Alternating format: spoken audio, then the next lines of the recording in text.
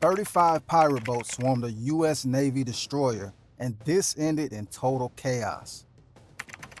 35 pirate speedboats emerged from the rain-whipped darkness. Their target?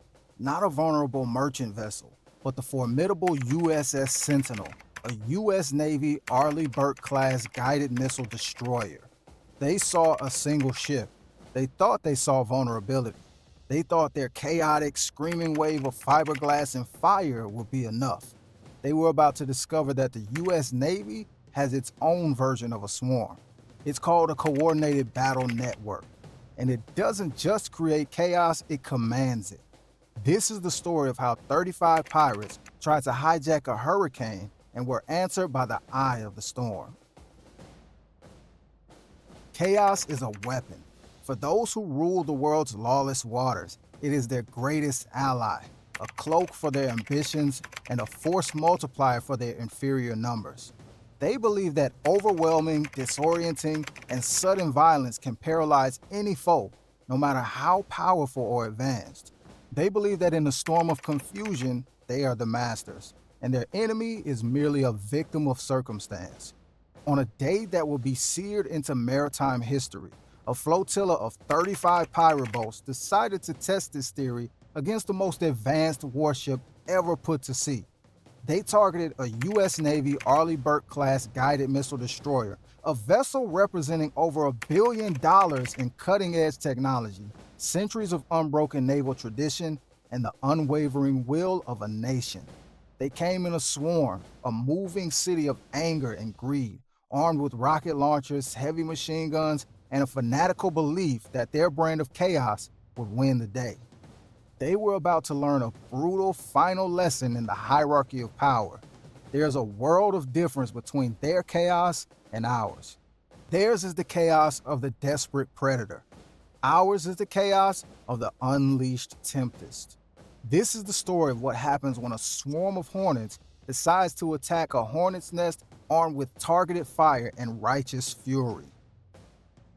The USS Sentinel cut through the placid, sun-dazzled waters of a known trouble spot, its sleek gray form a symbol of imposing order amidst the unpredictable sea. Its powerful AN Spy-1 radar array rotated with a slow, deliberate rhythm, a silent, all-seeing sentinel electronically scanning the horizon for over 200 miles in every direction.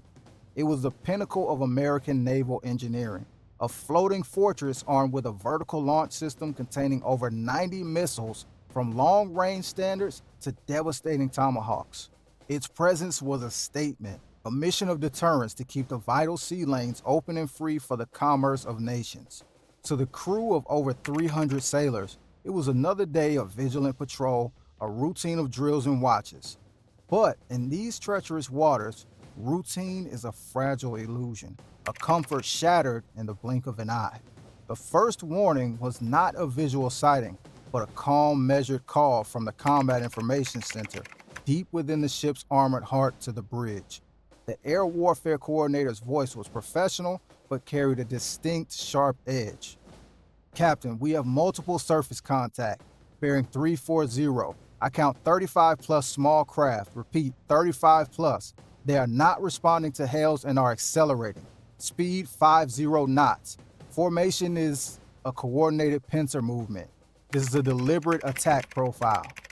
On the bridge, the captain lowered his binoculars. He didn't need them to see the horizon now. It was blotted out, darkened by a swarm of fast-moving dots, their white wakes like scars on the blue water, growing larger and more menacing by the second. This wasn't an opportunistic raid by a few desperate men. It was an orchestrated, military-style assault on a warship, an act of unbelievable audacity. This was a well-planned trap, and the Sentinel was the prey. The pirates had clearly done their homework. They understood, at least on a basic level, the destroyer's greatest strength was also its potential vulnerability at extreme close range. Their strategy was simple, brutal, and born of a twisted logic. Get inside the ship's defensive bubble so fast and so close that its powerful long-range missiles and 5-inch gun will be rendered useless, their operators hesitant to fire for fear of damaging their own vessel.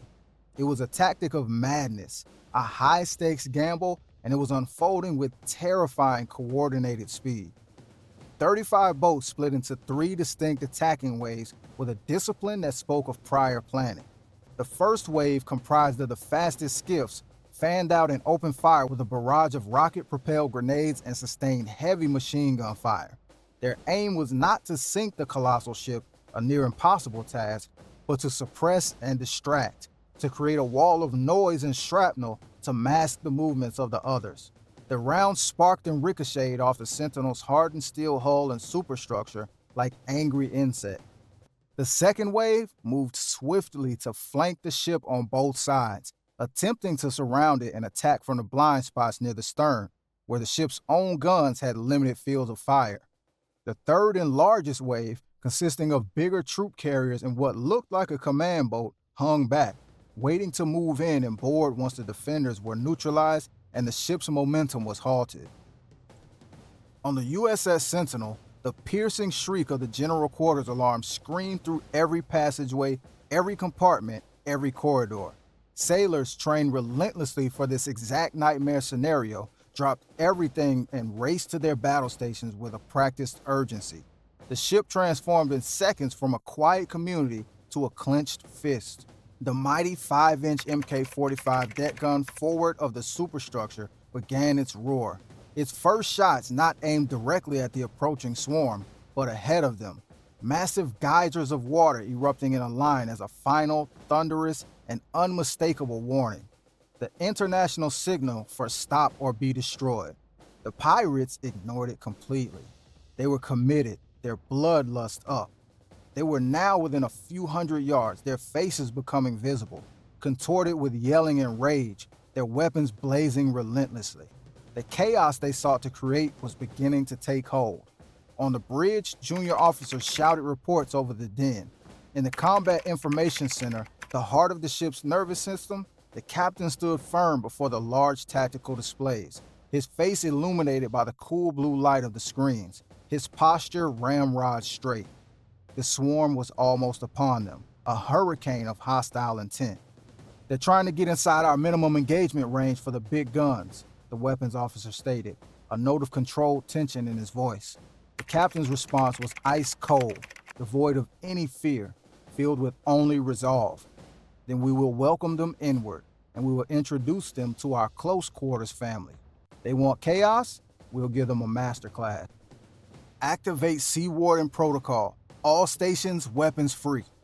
The order, given with calm authority, unleashed a form of controlled, technical chaos the pirates could never have conceived in their wildest, most terrifying dreams. The Sentinel was not just a missile platform. It was a fully integrated, deeply networked weapons system designed for every layer of defense, from the edge of the atmosphere to the waterline. The first response was invisible and utterly debilitating. The ship's sophisticated electronic warfare suite, the AN/SLQ-32, came online with a silent surge of power. It didn't just jam communications, it executed a targeted direct burst of high-powered microwave energy that slammed into the lead wave of both. The effect was instantaneous and catastrophic for their technology. Their outboard engines sputtered, coughed, and died instantly. Their ignition systems fried. Their handheld radios erupted in a screech of static and then fell permanently silent. Their commercial GPS units went dark. The boats, once screaming across the waves in a coordinated attack, now drifted dead in the water, suddenly silent, helpless, and utterly bewildered. Their chaos had been met with silent, systemic annihilation. The second wave, seeing their lead comrades stall and become sitting ducks, hesitated for a critical, fatal second. This was all the Sentinel's targeting computers needed. From the ship's starboard and port sides, two automated, remote-controlled 50-caliber machine gun turrets, the Sea Protect systems, whirred to life with a sinister mechanical hum. They didn't need human gunners exposed on deck. They were slaved directly to the ship's powerful radar and optical tracking systems, their advanced targeting computers calculating wind, waves, lead, and trajectory in milliseconds. They opened up with a sound like a giant piece of canvas being ripped apart, firing hundreds of armor-piercing rounds a minute with inhuman, terrifying precision. They weren't aimlessly spraying at the boats. They were executing a systematic destruction. They aimed at the outboard engines, shredding them into useless metal.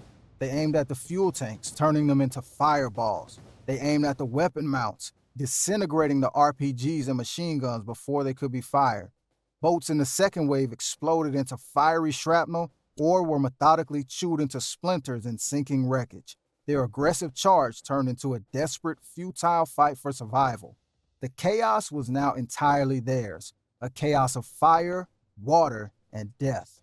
But the third wave, the troop carriers and the command boats, seeing the focused fire on the other waves, mistook it for an opportunity, a lapse in the defense. They believed the destroyer was distracted. With a renewed burst of speed, they closed to within 50 yards, the closest anyone had gotten, throwing grapnels and ropes onto the stern rails and superstructure, preparing to board the seemingly vulnerable ship. This was their final catastrophic miscalculation. The Sentinel's crew was waiting, ready and eager.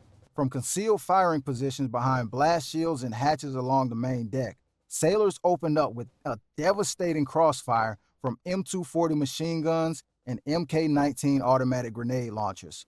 The 40mm high explosive grenades arced through the short distance with a low thump, landing with devastating effect directly amidst the clustered troop boats.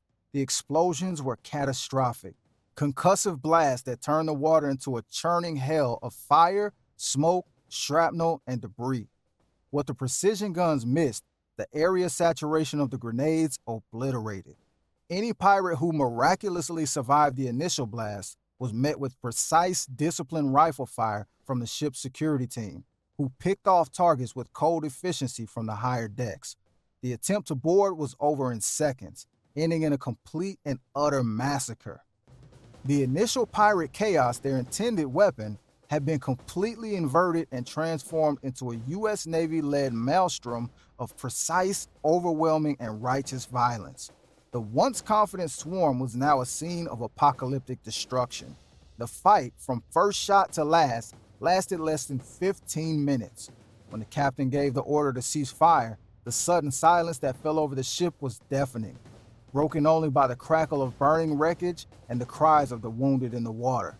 The sea around the USS Sentinel was a graveyard of their ambition. "Search and rescue," the captain said, his voice echoing in the now quiet CIC. "Launch the RHIBs, pick up survivors. They will be processed for intelligence, provided medical aid, and then they will face the full weight of modern justice. Let every vessel listening on these frequencies hear this. Let the world see the cost of this arrogance." Small, rigid-hull inflatable boats were swiftly launched from the destroyer, not for battle now, but for the grim task of recovery. American sailors, now transitioning from warriors to guardians of the law, pulled bloodied, defeated, and shell-shocked pirates from the oil-slicked water, immediately offering basic medical aid before securely zip-tying their hands. The operation was conducted with a chilling professional efficiency that was in many ways more terrifying than the battle itself. It was the calm, unassailable certainty of victory and the moral authority that followed. The message was not just in the destructive power displayed, but in the humanity and lawfulness shown immediately afterward. The strong do what they will, and the weak suffer what they must. But America, even in its righteous fury, chooses order over anarchy and law over savagery. The pirates had sought to create chaos to hide their weakness. The U.S. Navy responded with a greater, more powerful chaos to demonstrate its impossible, unassailable strength. This brutal encounter was more than a mere battle. It was a definitive clinic in modern naval doctrine and a stark revelation of American military philosophy. It was a demonstration that American strength is not just about the immense size of its guns, the incredible range of its missiles, or the raw tonnage of its fleet. It's about the seamless integration of complex systems, the brilliant application of disruptive technology, the unparalleled skill of its crews, and the unshakable courage of every single sailor who stands a watch. The pirates believed their numbers could generate a chaos that would overwhelm technology and training. They learned, in the most final way possible, that true, decisive chaos is not born from disorder, but from the precise, calculated, and overwhelming application of absolute power. To every adversary watching on every ocean, in every hidden cove and secret port, the sea may be vast, but there are no shadows deep enough to hide you, no waves high enough to protect you from the swift and certain justice of the United States Navy. We do not just rule the waves, we dominate every single inch of them, from the ocean floor to the upper atmosphere, with an iron will and a righteous purpose.